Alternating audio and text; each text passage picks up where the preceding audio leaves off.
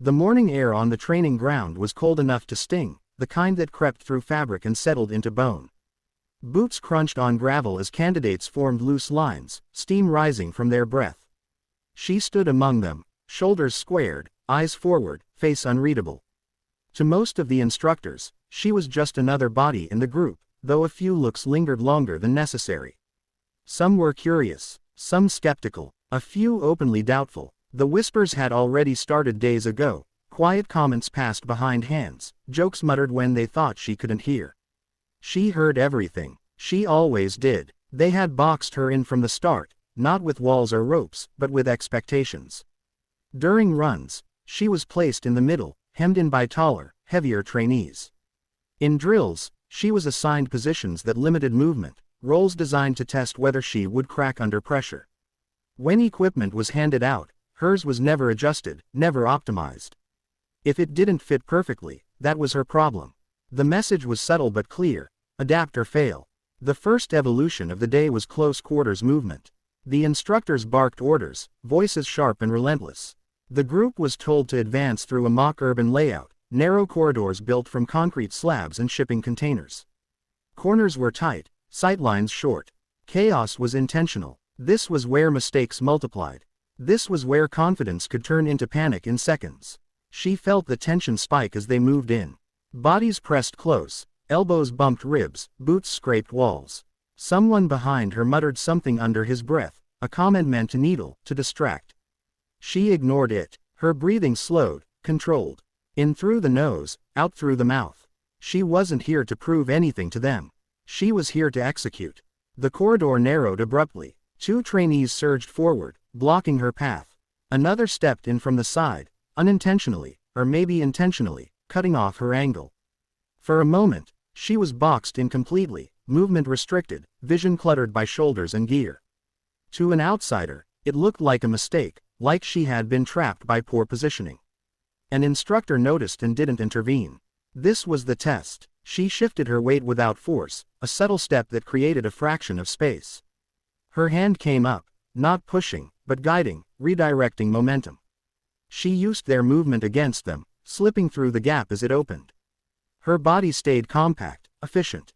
No wasted motion. She cleared the corner first, eyes scanning, weapon up, stance solid.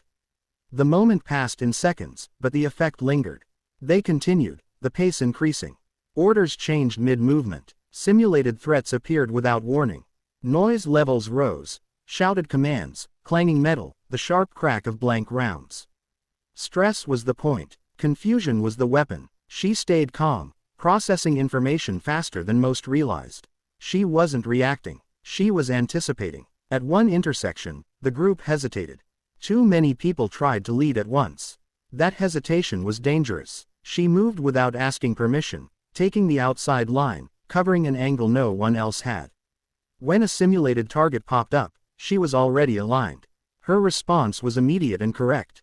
The instructor's eyebrow lifted slightly. He made a note on his clipboard. When the evolution ended, sweat soaked through uniforms despite the cold. Some trainees laughed nervously, adrenaline still high. Others looked frustrated. She said nothing, conserving energy, sipping water slowly. She could feel eyes on her now, different from before. Less dismissive, more calculating. The next phase was hand-to-hand combat. Mats were laid out, helmets checked, mouthguards in. This was where egos liked to surface. Size and strength mattered here, but technique mattered more. That was the lesson, though not everyone learned it quickly. She was paired with a trainee who outweighed her significantly.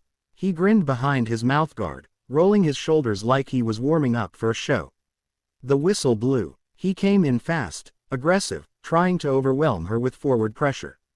She didn't retreat. She angled. His grip reached for her arm, and she let him take it, rotating her wrist just enough to reduce leverage.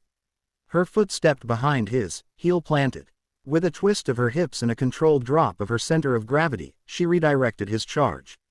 He hit the mat hard, the sound sharp and final. There was a brief silence. Then the instructor called reset. The second exchange was different. He was more cautious now, circling. She mirrored him, eyes locked on his shoulders, reading micro movements. When he feinted high, she didn't bite. When he committed low, she sprawled, controlling his head, her forearm placed precisely where it needed to be. She transitioned smoothly, securing position, applying pressure until he tapped out. No celebration. She helped him up, nodded once, and stepped back. The instructors exchanged looks. One of them stepped forward, voice carrying across the mat. Again, new partner. This time, they put two against her in a controlled scenario, testing situational awareness.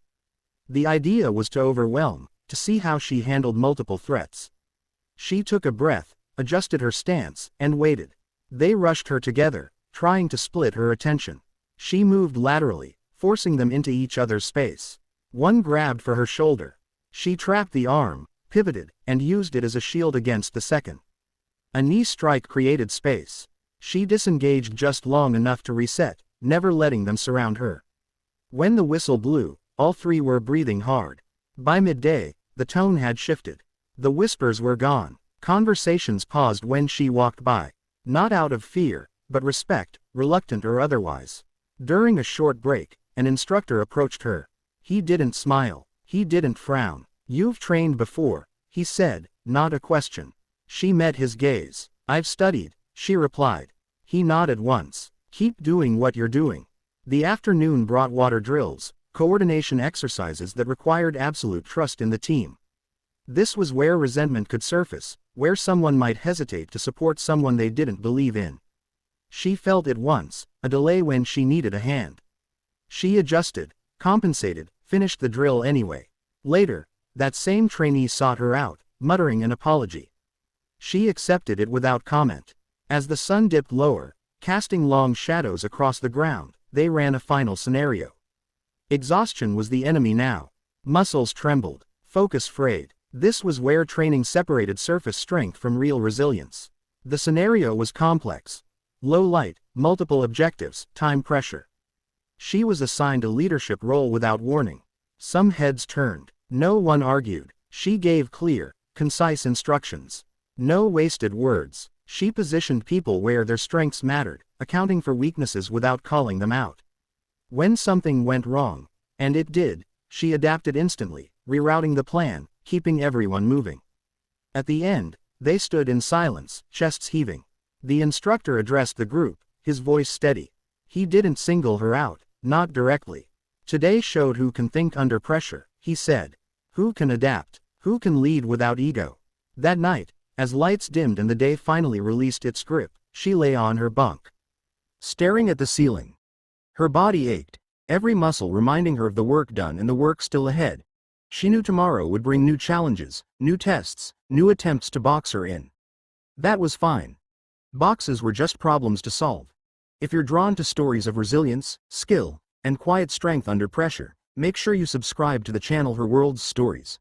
More powerful, realistic stories like this are waiting for you, and your support helps keep them coming. She closed her eyes, breathing steady, already preparing for whatever came next.